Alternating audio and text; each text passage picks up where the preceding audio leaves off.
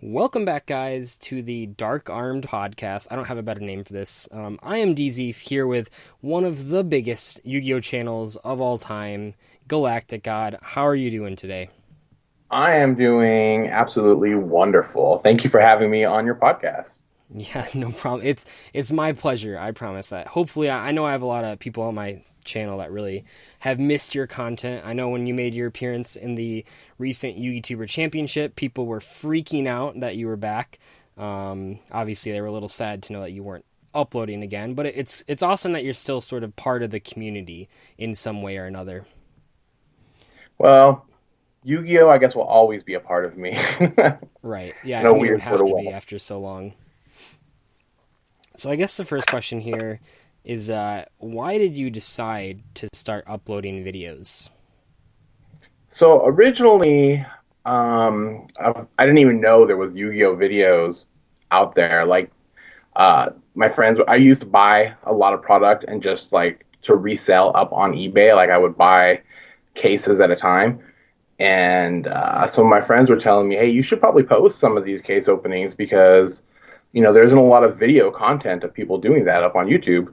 And I was like, what are you talking about? Like, no one's going to want to watch anyone open up product.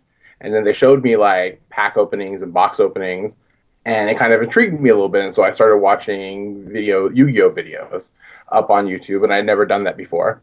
And, I saw that there was kind of not really a demand, but there wasn't really anybody opening cases, at least at the time when I first started making videos. And I was like, well, whatever, I'll post a case opening. And so when I bought my Storm Ragnarok case, I just kind of made a video of it, or made several videos of it actually, That's crazy. and I can kind of remember start on from seeing there. that pop up in my homepage on YouTube. That was definitely like one of the first videos I saw of yours because that got pretty big, right?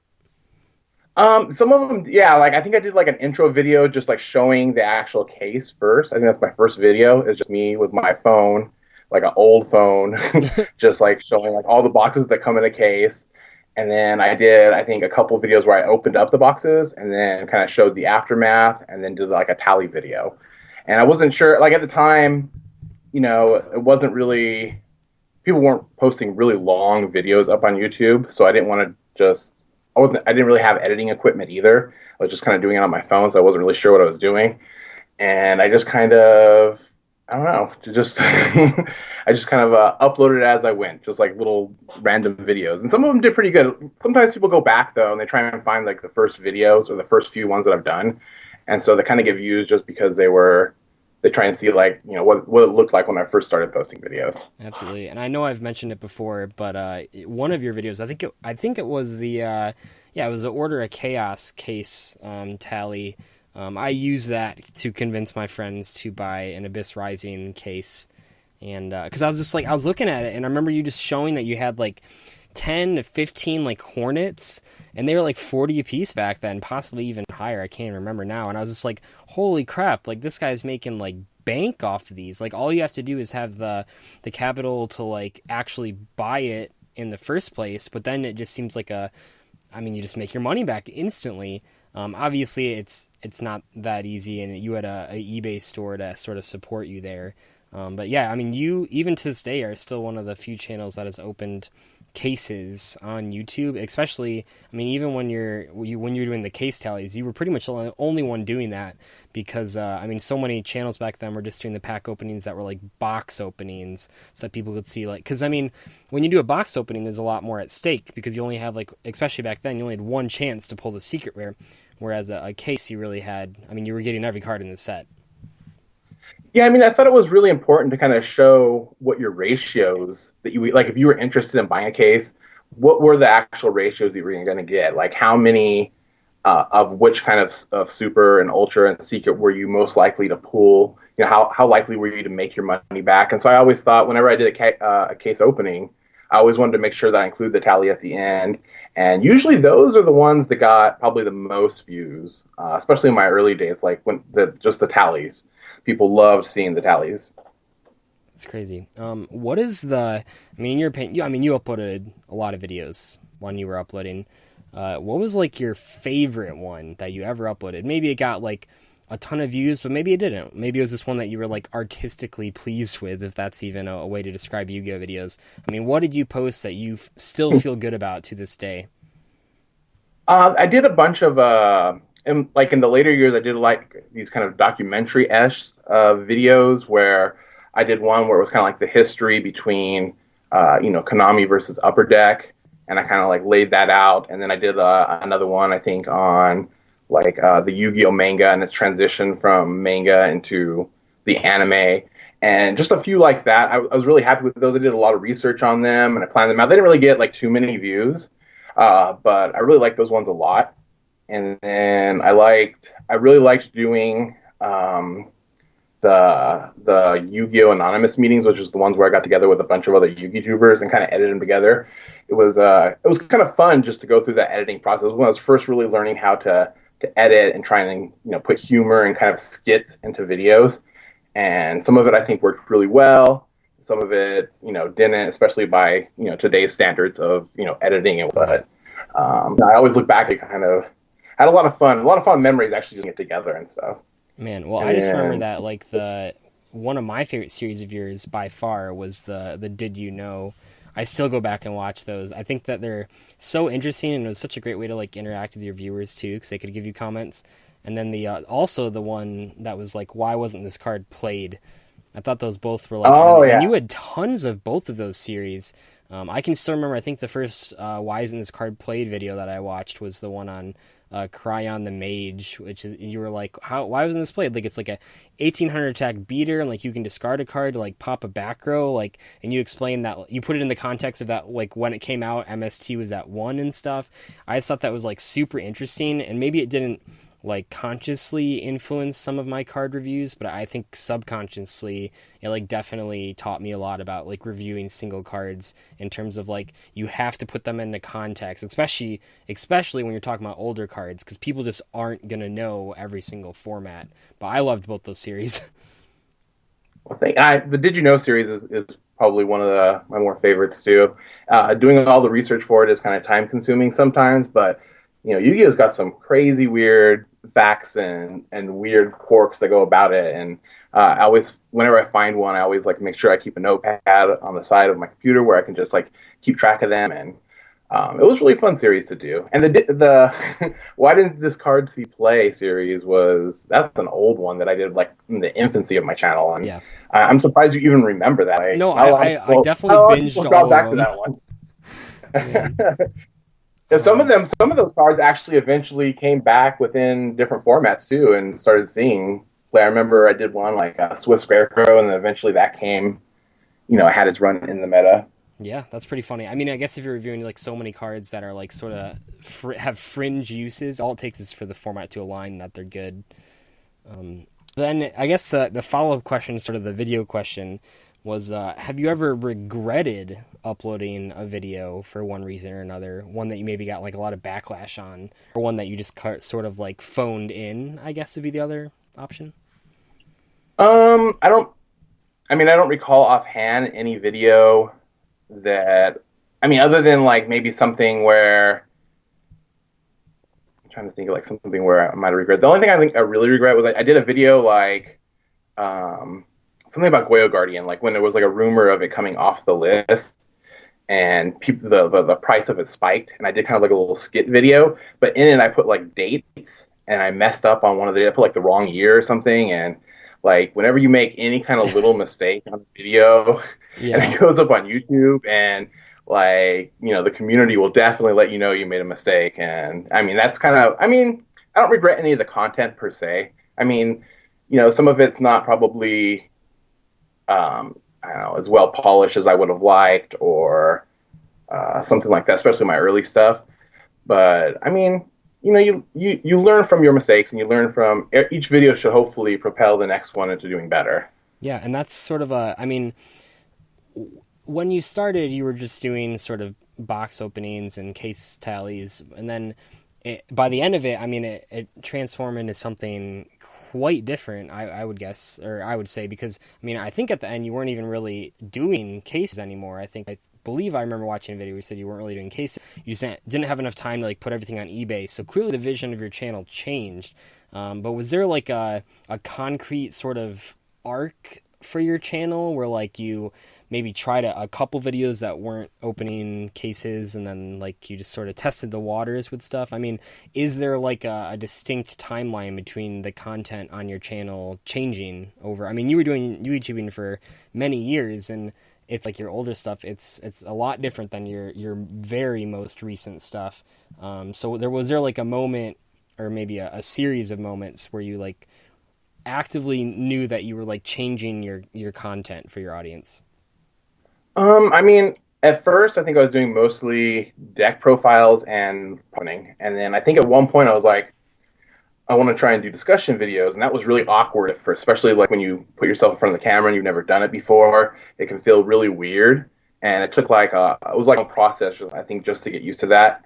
And I think I made like the commitment that I was going to do one every Sunday, like a discussion video every Sunday, and I did that for like I don't know, a long time. So there would just be like products and deck profiles and stuff, and then a discussion video every Sunday. And eventually, I moved into doing like the in real life Yu-Gi-Oh duels, and I would add effects and stuff into them. And I think once I started doing that, I started my content a little more towards doing more. There wasn't a lot. There wasn't Dueling Network or anything when I first started doing that, and so the only way to actually see duels was to record a live duel. And so I try to put a lot of care into making sure that you could see the duel, that you could see the life points, that you could tell what's going on, because a lot of times it was just somebody holding like their cell phone. It was really shaky and hard to tell what was going on, especially back if you ever watched really old videos of people doing duels. It was really horrible. Like, it was like the worst thing ever. Yeah. And so I just tried to like I don't know, evolve that. And then from there, eventually, once I think I started doing less and less product opening, I started moving more into doing videos more like the Did You Know series or discussions. And I don't know if it was like more of a conscious decision or if it just kind of a natural progression as I was kind of leaning out of doing products. And that's mostly because, it was not only just the time I had to devote towards keeping up with the market, but it was also the way Konami would constantly change the ratios and like what you get out of each packs and how fast reprints were coming, and it was just a lot of different things. And so it wasn't as profitable to be doing so many case openings. And so, I slowly moved away from that and, started doing different kinds of content, I guess. Yeah, and that's interesting too, because I was sort of talking with a couple other people last week about how I actually feel like the natural progression of like all of Yu-Gi tubing started out with pack openings being really big, and then I feel like there was a year or two where deck profiles are really big, and then right now it's almost entirely just discussion videos. Like, so it's kind of interesting that your channel basically followed that outline, even if it wasn't exactly lined up with the outline that I'm thinking of here. It's almost like you were on an advanced or a faster schedule of the entire YouTubing content wise. I don't know. That's just interesting. One thing that I wanted to ask you as well is you were probably, I almost want to say, the only big channel that consistently did guest uploads. And I know this for the viewers, so you have some context here. GalacticGod actually let me guest upload on his channel when I had might have even been under 1,000 subscribers. And that's just incredible. Yeah, I'm trying to see here. It looks like you let me guest upload almost 3 years ago, 3 years and a month ago on June 12th, 2014. And that's one thing that made your channel very different. I guest uploaded on your channel several times, and I can distinctly remember that first guest upload because I gained like 100 subs in one day, and that was the most. That was like 3 months worth of subs in one day, and I was like freaking out. And when you have like, I don't know if they still do this, but back in the day, at least, when you had like under 2,000 subs or something, you like got an email whenever you got a subscriber, and man, that just like blew up my email, and I was freaking out. And I mean, you did guest uploads for all types of channels, and it seems like nowadays, and maybe I'm guilty of this as well, but it seems like a lot of modern Yu-Gi-Oh channels only collab with people that they either know personally or that are of similar size in like subscriber base. So what made you, I mean, throughout the years, feel that it was the right thing to do to promote smaller channels? Well, I mean, I remember when I first got into YouTubing, and I of course would watch, a lot of channels, and I would comment on their videos, and I would, send them messages and stuff. And when I first started, watching Yu-Gi-Oh and making videos, it wasn't really a big thing to do guest uploads so much as it was just to get what they called like a shout out. Like it would just say like, this shout outs to this subscriber and this subscriber. Go check out their channels, and they would like leave annotations, like along their channel somewhere. And I would ask just for shout outs at first, and I would get turned down by like almost every channel. Every channel except for your Yu-Gi-Oh channel was the only one that gave me a shout out that I remember. I remember I asked like everybody you could think of that was popular back then, and he was the only one that kind of, and he just put my little channel annotation. I don't think I got any subs or anything from it because you just said a name and put an annotation up there. But once guest uploads started becoming a little bit more prevalent, I would ask for that too. Just like everyone else, and I would get turned down a lot. And I was like, man, if I ever like got to a point where someone would ask me, I would want to make sure I'd help the other channels. And so as my channel grew, people would start to ask me, and I was like, oh, all right, let's try it out. And at first, when you do a guest upload, I don't know if you ever had someone guest upload on your channel before. Like twice, maybe? But a lot of times, your subscriber base is not very kind to the guest uploader because it's different content than what they're used to. And so, they would get sometimes a pretty big backlash. And so I felt like, that I didn't want to be discouraged by that. I felt like I just needed to kind of get my subscribers used to the idea of that there will be guest uploads. And so I used to do guest upload Sundays. And so I used to like every Sunday, so my subscribers would get used to that. And eventually would just transition to like whenever.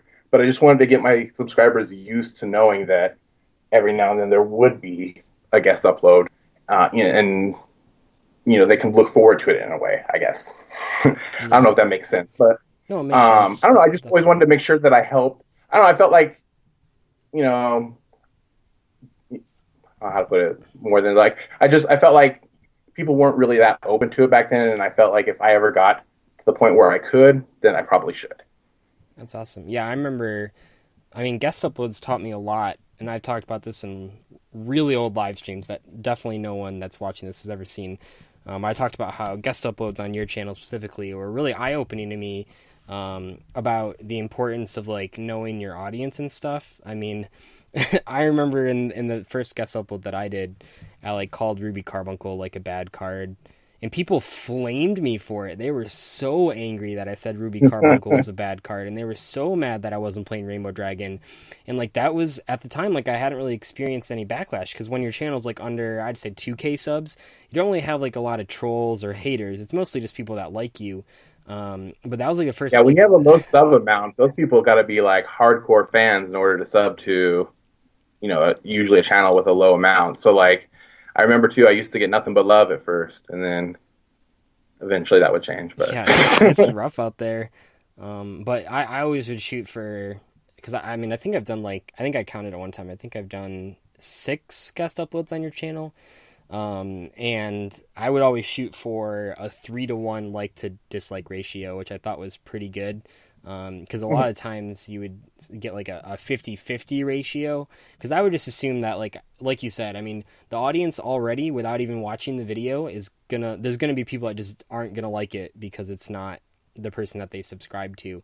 So I would just assume I would get 50 to 100 dislikes immediately, but then I would try to compensate for the people that actually watch the video and get them to like it. And I think I was decently successful every time besides the very first time.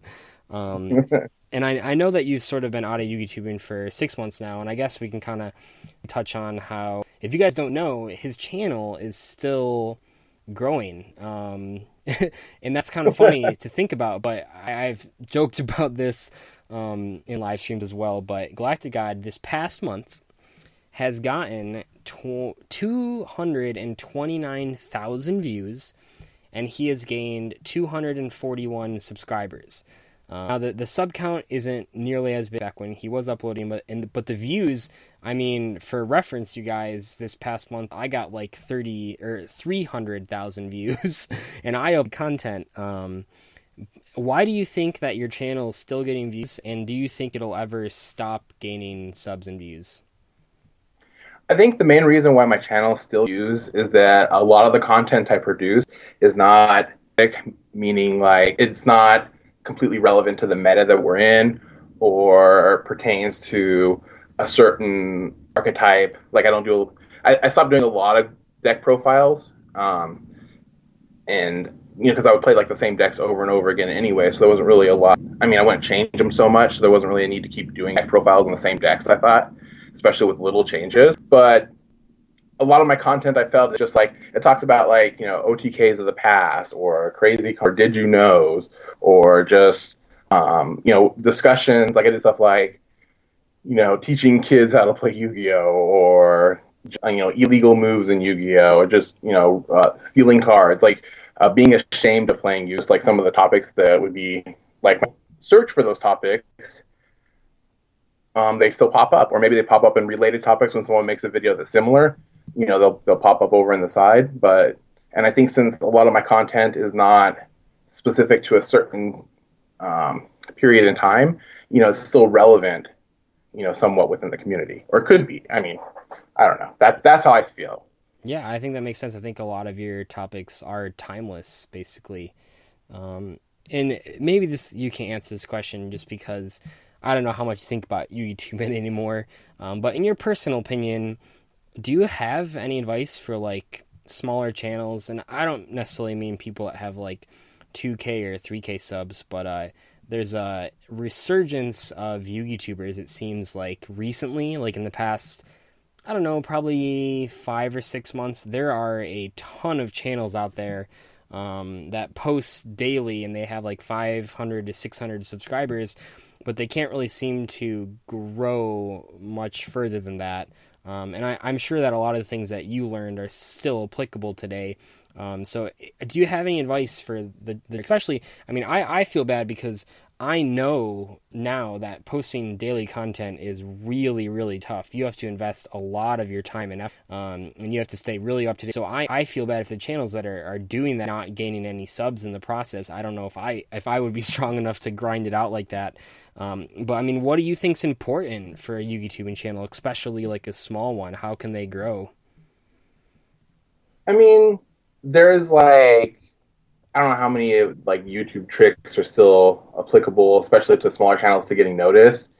Just making sure your tags are right, that you have a thumbnail that people might want to click on. You got to think of your thumbnails like it's like almost like a movie poster. At least that's how I always did. I tried to make somewhat unique and imaginative. I think I had like more time sometimes on making my thumbnails than my actual video. Making sure you have a title that makes sense, that it's not just super clickbaity, but that you have all those things are like basic things for just YouTube videos in general. But just when you're in the grind, there's no. I never really thought they're the same too, where I would be posting up, for a long period of time. I think maybe even a year or two before I got like real traction, and it's just, I don't know. There's some channels that are able to just bypass it, but for the most part, I mean, you just got to put in the work and get noticed. And I would say, like, when you're making videos, just make sure you're making content that you would like to watch, that you find enjoyable. And so that way, you're making videos that at least you're proud of, that, you can look back to, like, man, that came out really good. And then make sure that you give your all into each video too, because any one of your videos could be like the first one that someone else might see. And so that might make them go, oh, what else does this person have to offer? And then click on a different one and another, and then they could subscribe and share and all that kind of stuff. But I don't think there's like a magic formula to getting through YouTube. It's just like, you just put your best work forward, and then eventually you'll stand out from the pack. I mean, that's my theory. I mean, I don't have no special majestic insight for anyone. Sure. Just that's it, I guess. Man, yeah, I was gonna actually the like one of the biggest selling points of your channel was, and I'll still ask that, but you actually answered my portion of that, which was I actually was I'm just insanely jealous of your thumbnails, and I think even still now, even though I've had Photoshop since February, and I do think that my thumbnails, not to toot my own horn, but I think they're pretty much just above the rest of the pack. I think there's like, at this point, a lot of people have Photoshop. Maybe back in the day they didn't necessarily have Photoshop. So like, I mean, especially the channels that didn't even post like a thumbnail, it was just like whatever the default was. But Yeah, I don't do think that that. there's like a bunch of people that are on like a next level right now of like good looking thumbnails, and I like to think I'm part of that. But even now, I mean, I actually don't think I'll ever be on your level of like cleanness in your thumbnails and like conciseness as well. I mean, they just look clean. I think that's what I'm trying to get across here. They have so many bright colors and so many popping effects and the different cool fonts and stuff like that. And it's just like, even today, I don't think anyone's thumbnails that I've seen can stand up to that, except maybe Rank 10 Yu-Gi-Oh's thumbnails. I will say that his are very reminiscent of yours, in terms of how much is going on and how cool it looks. But I mean, what do you think was like the biggest selling point from your channel? I mean, you were and are one of the biggest Yugi tubers of all time, and you will likely remain that. I don't think, I think it takes a couple years for us to have like a breakout star. Like we were talking prior to starting this podcast, but Team Samurai X1 is like the only person on track to get 100,000 subscribers within the next couple months here, and no other YouTuber, even the big ones, because there's a bunch of them that are at 50 to 80,000 subscribers, but they're not really growing very much. What do you think made you so successful? Um, I mean, I think at one point, especially, there was like a big diversity of content in my channel, and I felt like, I would do discussion videos, and then I would have like a crazy combo video up the next day, and then there might be some dual videos, and then some product opening, and then, a guest upload, and then maybe a top five video, and then, something else. There was like a point where like my content was super diversified, and I felt like it appealed to a lot of different people because like even though you might subscribe to my channel for just one type of video, so you wouldn't be watching all of them, and so my subscriber count will go up. So they would tune in for just certain kinds of videos, like whatever ones appeal to them. And so I think that kind of helped me a lot because like a lot of times certain channels are like, oh, I'm like the pack opening channel, or I'm the news channel, or I do just replays, or I do whatever. And I think that's kind of limiting because even as like a viewer of YouTube, I don't watch just specific kind of video. I like I watch all different kinds of stuff, and so I felt since I was watching different kinds of things, I want to make different kinds of videos. I don't want to make just one kind, and I felt like that kind of helped me stand apart in a way, and also just putting the time and effort into it. So like I felt like I put, especially like earlier in my YouTubing era, there wasn't a lot of like people that were doing editing or adding in effects or putting thoughts into their thumbnails or anything like that. And I felt like I put a lot of production quality like into like that kind of stuff and tried my best to clean up my videos in that regard as well. So I felt like that kind of helped me stand apart, especially early on. And I felt like that kind of made my channel unique and made people want to subscribe to it, I guess. Yeah, I would definitely say you're right. Well, I think we're gonna wrap this up, but I do have to ask because I know people will ask in the comments, if I don't ask it. Is there any chance of you ever returning to YouTubing, maybe even just for like a handful of videos? I mean, like even in my last video, I was still kind of open to the idea of coming back and making videos somewhat. The problem is that I'm not playing Yu-Gi-Oh at all right now, and I don't want to try and make disingenuous content. Like I don't want to go out there and lay content about something that I'm not involved with. And I want to get back into the game before I would ever think about making more Yu-Gi-Oh content. And just right now, I'm going through my master's program right now, and a lot of just internal stuff going on at home, and it's just it's not an easy time for me to play Yu-Gi-Oh. And plus I lost a lot of my friends that were really into the game that I used to play with in real life. They no longer play Yu-Gi-Oh, and so that kind of support too is not there. And so just right now, I do not see myself playing the game, so I probably won't be making any videos right now. But just like they say in like the you never say never really, because anything is possible. And I still like the game. I love the game a lot, and I still like watch videos from time to time too, just to kind of keep up a little bit with it and see what people are doing and see how the game is progressing. And so, I mean, I'm hopeful that someday maybe I will come back, but I'm also kind of enjoying not being on the grind of making videos, especially daily content. It's kind of nice and relaxing just to kick back and watch other people produce, really great videos. Yeah, I kind of figured that would be your answer, but I had to ask. I had to. um, but yeah, that'll about do it. Thank you so much once again for coming on this. I really appreciate it, and I think your presence has been missed greatly in the Yu-Gi-Oh community. I mean, every time that you comment on something, people just freak out. So I'm really glad that I was able to sit you down, talk with you, even though we're like really far apart as far as time zones go. So I appreciate it. Yeah, absolutely. It was a blast to come on and talk with you. And I hope everyone out there in the community is doing really good and enjoying the upcoming format and the changes that it looks like the game is having.